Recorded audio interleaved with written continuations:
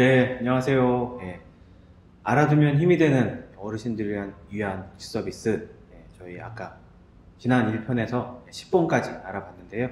자, 지금부터 11번, 11번째 서비스 알아보도록 하겠습니다.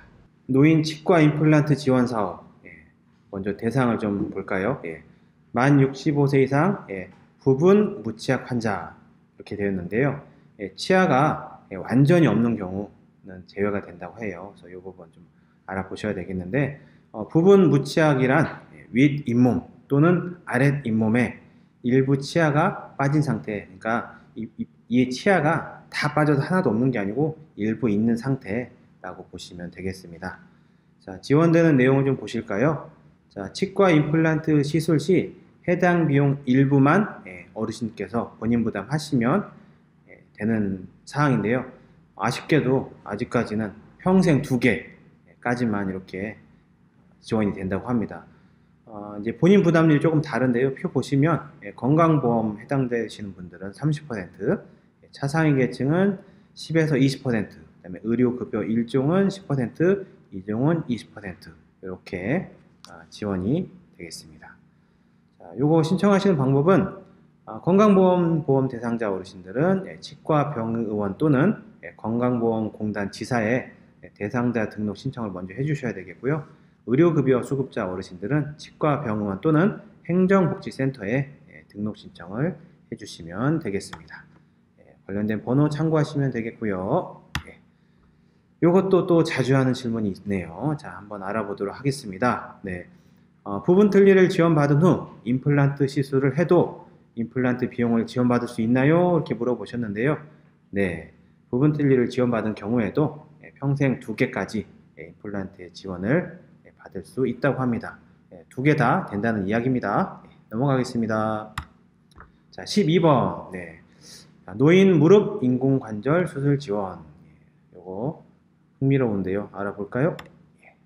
자, 만 60세 이상 기초생활수급자, 차상위 계층, 그 다음에 한부모 가족 중 이런 수술이 필요한 어르신들께 지원이 된다고 합니다. 검사비, 진료비 및 수술비 본인 부담금을 지원한다고 하는데요. 보통 한쪽 무릎 기준으로 120만 원 정도 이렇게 지원이 된다고 해요. 자, 요거는 해당 지역 보건소에 신청을 하시면 되겠고요. 요 사업 같은 경우에는 노인 의료 나눔 재단이라는 곳에서 지원을 하고 있어요. 그래서 여기에 직접 문의하셔서 확인하시거나 누리집 홈페이지에 들어가셔서 보셔도 도움이 될 것 같습니다. 이것도 넘어가겠습니다. 자, 그러면 이제 13번 노인 맞춤 돌봄 서비스. 요거 아마 요즘에 조금 많이 들어보셨지 않을까 생각이 드는데요. 자, 맞춤 돌봄 서비스 같은 경우에는 만 65세 이상 기초생활수급자, 차상위 계층 또는 기초연금 수급자 중 독거, 조손가구 등 돌봄이 필요한 어르신. 근데 요게 이제 그 선정 도구라고 해서요. 어르신들께 이렇게 설문조사처럼 여쭤보고 이렇게 체크하는 게 있어요. 신체, 정신, 사회참여 이런 영역에 취약 요인을 조사해서 대상자를 선정을 하게 되는데요. 선정된 이 선정 도구의 점수에 따라서 어르신들께서 받으실 수 있는 서비스 제공 시간이나 이런 범위들이 조금 결정이 되겠습니다. 자, 요거 같은 경우에는 우리 어르신들께 안전지원, 사회참여, 생활교육, 일상생활 분야에 다양한 서비스를 제공한다고 하는데, 요거는 이제 서비스 제공 계획에 따라서 어르신들께 직접 또는 타 기관이 연계해서 제공이 되곤 하는데, 가장 쉽게 생각하시는 게 생활지원사라고 하는 분이 어르신 댁에 방문하는 경우가 가장 일반적인 직접 서비스입니다. 아마 혹시 라디오나 TV에서 아줌마 아니에요, 생활지원사예요, 이런 아마 광고 캠페인송? 저도 들었던 것 같은데요. 그런 생활지원사 선생님들이 우리 어르신들 댁에 직접 방문하셔서 이런 돌봄 서비스를 제공하게 되는 작년, 올해 우리나라에서 새로 시행되고 있는 돌봄 서비스입니다. 어르신들 알아두시면 좋을 것 같고요. 요거 같은 경우에는 행정복지센터 오늘 많이 나오죠. 행정복지센터에 신청서를 접수하시면 그 해당되는 관할 지역의 수행기관이 어르신들 찾아뵈서 선정조사 및 상담을 하고요. 요게 이제 시에서 이제 행정기관에서 결정이 되면 해당 기관의 서비스를 받으실 수가 있습니다. 요거 같은 경우에는 보건복지상담센터 129 여기로 문의하시면 되는데요. 제가 아마 전편에서 129 이 번호에 대해서 뒤에 가서 설명드린다고 했는데요. 한마디로 모르는 게 있으면 복지 관련된 건 다 여기로 전화하시면 됩니다. 129 아니면 행정복지센터를 찾아가거나 전화하시면 됩니다. 요 두 가지만 알고 계셔도 이 영상을 다 보신 거나 다름이 없을지도 모르겠어요. 자, 넘어가겠습니다. 자, 14번 노인 장기 요양보험제도. 이것도 우리 어르신들 익숙하시거나 또 주변에서 많이 보셨을 건데요. 65세 이상 노인 또는 65세 미만 노인성 질환자, 주로 치매나 중풍, 그다음에 뇌혈관 질환, 파킨슨병 이런 걸로 6개월 이상 혼자 일상생활을 수행하기 어려운 어르신들께 지원이 되는 제도인데요. 요 같은 경우에는 요양 등급이 있어요. 그래서 1등급부터 5등급, 그 다음에 인지 지원 등급 이렇게 이제 구분이 되어 있는데, 이렇게 등급을 받으시는 분들이 이제 재가급여 서비스나 시설급여 서비스를 이렇게 받으실 수가 있는데, 재가급여는 한마디로 내 집에서 내가 있으면서 이렇게 내 집으로 누가 방문을 해서, 주로 이제 요양보호사 선생님이 방문을 하겠죠. 신체활동이나 가사활동, 방문 요양, 방문 목욕 이런 것들이 이루어지는 형태이고요. 그 다음에 이제 어디 시설에 입소하는 개념이 아닌 내 집에 있으면서 내가 흔히 말하는 어르신 유치원, 주야간보호센터 에는 낮에 또한 가서 생활하시다가 저녁에는 집에 돌아오는 이 형태까지가 이제 재가급여 형태가 되겠습니다. 그 다음에 시설급여는 여러 가지로 조금 더 집에서 혼자 생활하시기 어려우신 분들 같은 경우에는 전문 요양시설에 입소를 해서 생활을 하게 되겠습니다. 요거 같은 경우에는 장기요양급여 비용의 약 15%에서 20% 정도 급여에 따라서 본인 부담금이 좀 발생을 하게 되니까 참고하시면 되겠습니다. 국민건강보험공단 노인 장기요양보험 운영센터에 방문하거나 우편이나 팩스, 누리지, 그 다음에 스마트폰 앱 이런 걸 통해서 신청이 가능하다고 하고요. 일단은 아까 말씀드린 장기요양 등급을 받으셔야 돼요. 그래서 그 등급을 그런 건강보험공단에 직접 이렇게 신청을 해서 받으실 수도 있고요. 아니면 내가 정말 등급은 나올 것 같은데 내가 우리 집에서 가까운 어느 센터에 내가 이렇게 이용하고 싶다 하면 그 센터 이야기하면 그 센터에서 이런 과정들을 조금 이렇게 도움을 어르신들 편하시게 할 수 있도록 이렇게 도움을 드리기도 하니까 참고하시면 되겠습니다. 국민건강보험공단 장기요양보험 1577-1000번 대표번호 있으니까요. 이거 참고하시면 좋겠습니다. 자, 넘어갈게요. 자, 15번 독거노인 응급안전 안심서비스. 이것도 좀 알아보겠습니다. 대상은 일단은 상시 보호가 필요한 독거 어르신입니다. 요거 같은 경우는 응급안전 안심서비스 같은 경우에는 우리 어르신들 외에 장애가 있으신 분들도 또 해당이 되시는데요. 제가 요 부분은 어르신들에 대한 부분만으로 내용을 발췌했습니다. 자, 만 65세 이상 독거 어르신 중 기초생활수급자, 차상위계층, 치매 환자 또는 지자체장이 상시보호 필요를 인정한 자 이렇게 되어 있는데요. 노인 맞춤 돌봄 서비스 대상자 중 상시 안전 확인이 필요한 대상자에게 그래서 어떤 걸 제공하냐, 어르신들 가정에 화재 센서나 활동 감지기미, 그 다음에 응급 호출기 이런 걸 설치해서 어르신들이 응급 상황이 발생했을 때 신속하게 대처할 수 있도록 관련된 설비를 이렇게 집에 설치를 해드리는 거예요. 그래서 자동으로 이렇게 119에 신고도 되고 이런 서비스가 있습니다. 이거 같은 경우에는 이제 주변에 복지기관이나 이런 곳에 수행기관이 있는데요. 그런 곳으로 바로 전화, 알고 계시면 전화 주셔도 좋겠지만 기본적으로는 행정복지센터에 문의하셔서 신청하시면 되겠습니다. 자, 이제 16번까지 왔네요. 자, 노인보호 전문기관. 요거 우리 어르신들 잘 알아두셔야 됩니다.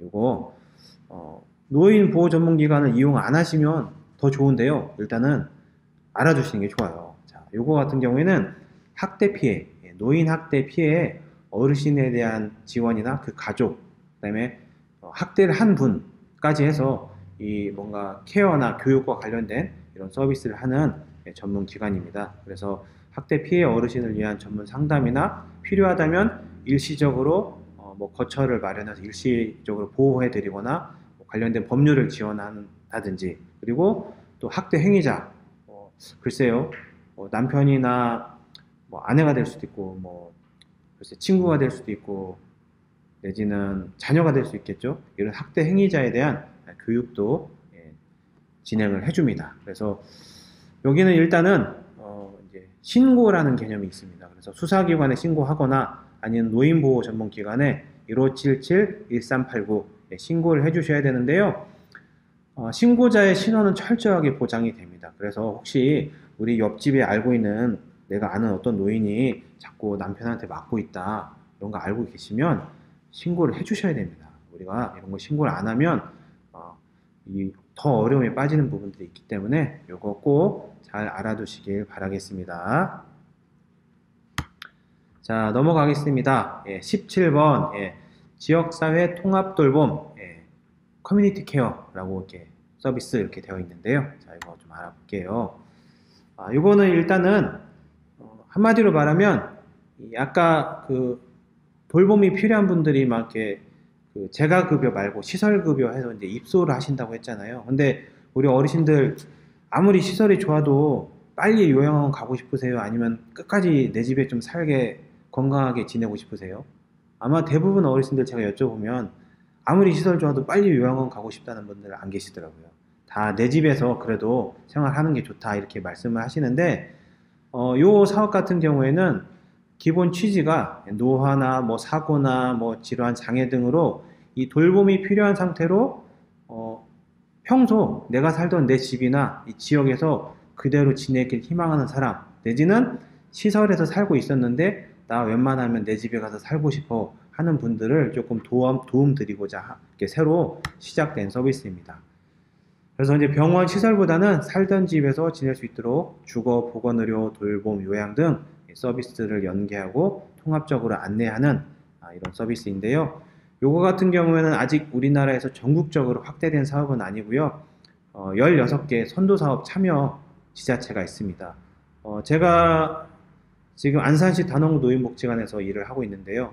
이 영상을 이제 어느 지역의 어떤 어르신들이 보게 되실지 모르겠지만, 일단 안산에 계신 분들이 주로 접근하실 거라고 저는 생각하는데, 다행히 안산시도 노인 선도사업 지자체가 선정되었기 때문에 이 사업을 운영하고 있습니다. 그래서 관심 있으신 분들은 행정복지센터로 문의하셔가지고 읍면동 통합돌봄 창구가 있습니다. 문의하셔서 신청을 하시면 되겠습니다. 자, 그리고 이제 제가 안산 시리즈 하나 더 추가했는데요. 이거 이제 제가 이제 모든 지자체별로 다 조사를 할 수가 없어서 안산에 대한 조사를 하나 했는데, 안산시 같은 경우에는 안산시 어르신 무상교통 서비스가 시행이 된다고 합니다. 요거 같은 경우는 지금 이제 6월 말 7월부터 시행이 되는데, 아마 이 영상을 보고 계실지면 아마 시행이 되고 있을 것 같아요, 제 생각에는. 그래서 일단 일정에 대한 설명을 제가 좀 드리겠습니다. 안산시에서 최근에 6월 말경에 안산시 거주 만 65세 이상 노인 중에 기초연금 수급 어르신들에게 무상으로 교통, 버스 요금을 지원하겠다 이렇게 선언을 했습니다. 그래서 보도자료 신문도 나왔는데요. 신문을 보니까 2022년 같은 경우에는 65세 이상 모든 노인으로, 안산시 모든 노인으로 확대할 예정이라고 합니다.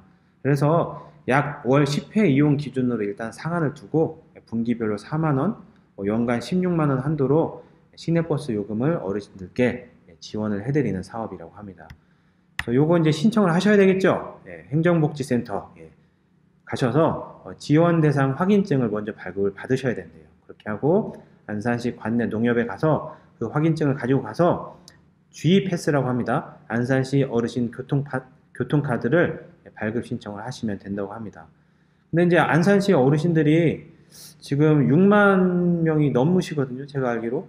근데 이제 이분들이 한 번에 다 가시면 큰일 나겠죠. 그래서 6월 28일부터 신청을 하는데, 첫째 주, 둘째 주, 셋째 주, 넷째 주, 다섯째 주 이렇게 나눠가지고 7월 말까지 연령대별로 그 주간에 신청을 한다고 하니까 요거 좀 잘 보셔가지고 해당 기간 신청하셔야 되겠고요. 우리 어르신들 마스크 사시면서 마스크 오브제 또 이제 우리 국민들 굉장히 익숙해졌는데, 그 해당되는 주간에서도 그 출생연도 끝자리 주민번호 끝자리 아닙니다. 출생연도 끝자리에 따라서 1번, 6번은 월요일, 2번, 7번은 화요일 이렇게 해서 수, 목, 금요일, 요일별로 다르니까요. 이것도 참고하셔야 되겠습니다. 기간이 지났으면 어떡하냐? 기간이 지나도 8월달 되면 누구나 다 언제든지 신청 가능하다고 하니까요. 어르신들 놓치지 마시길 바라겠습니다. 자, 그리고 이제 거의 이제 막바지에 접어들었습니다. 자, 19번. 정부 보조금 24. 요거 같은 경우에는 이제 직접 서비스는 아닌데요. 어르신들이 서비스를 쉽게 알아볼 수 있게 뭔가 이렇게 정리해주는 그런 서비스입니다. 자, 내용을 좀 보실까요? 자, 요 서비스는 정부에서 제공하는 각종 혜택, 뭐 주로 이제 보조금이 되겠는데요. 요거를 이제 정부 24를 통해서 내가 받을 수 있는 혜택을 쉽고 편리하게 확인할 수 있는 맞춤 안내 서비스입니다. 그래서 현재는 이 중앙부처 서비스 약 305종에 대해서 이렇게 안내를 해드리고 있다고 하는데요. 요거 같은 경우에는 컴퓨터로 정부 24 또는 모바일로 정부 24 앱을 이용해서 접속을 한 다음에 본인 인증을 하시면 이제 내가 받을 수 있는 이 서비스를 쫙 조사해가지고 한 번에 딱 알려드립니다. 그래서 이거 굉장히 유용한데요. 어르신들 하기 힘드신 부분이 있다면 자녀분들 도움 받으셔서 하시면 좋겠고요. 제가 오늘 설명드리면서 어르신들이 굉장히 관심이 많은 분야인데 설명을 안 드린 분야가 있어요.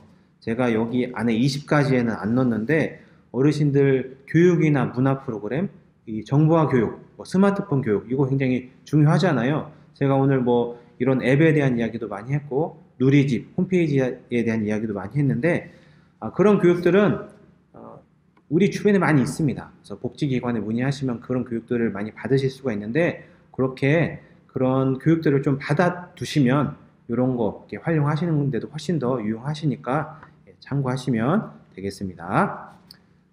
자, 어느덧 이제 마지막 20번째인데요. 뭐야 장난하는 거야? 마지막 20까지는 뭐 이게 제도가 아닌데 하셨는데 제가 이제 말씀드리는 게 여러 가지 좋은 복지 서비스가 있는데요. 가장 일단 기본적으로는 우리 어르신들 내가 나이 들었는데 뭐 이것저것 알아보고 뭐 하면 뭐 해 내일 모레 어떻게 될지도 모르는데 이런 마음으로 계시면 안 된다는 거죠. 자, 이 영상을 또 보신 분들은 아마 그런 마음이 아니실 것 같긴 한데요.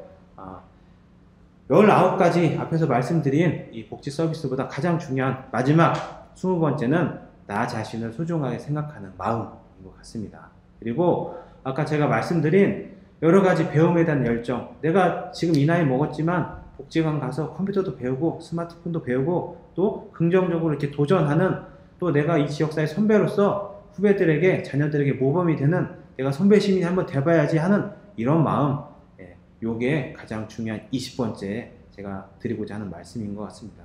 그리고 내 주변이나 지역사회에 대한 관심, 이런 복지 서비스에 대한 관심도 많이 갖고 계시고 알고 계시면 유용하잖아요. 그래서 이런 것들을 제가 마지막으로 좀 당부드리면서 오늘 이 서비스에 대한 소개를 마치고자 합니다. 네, 감사합니다.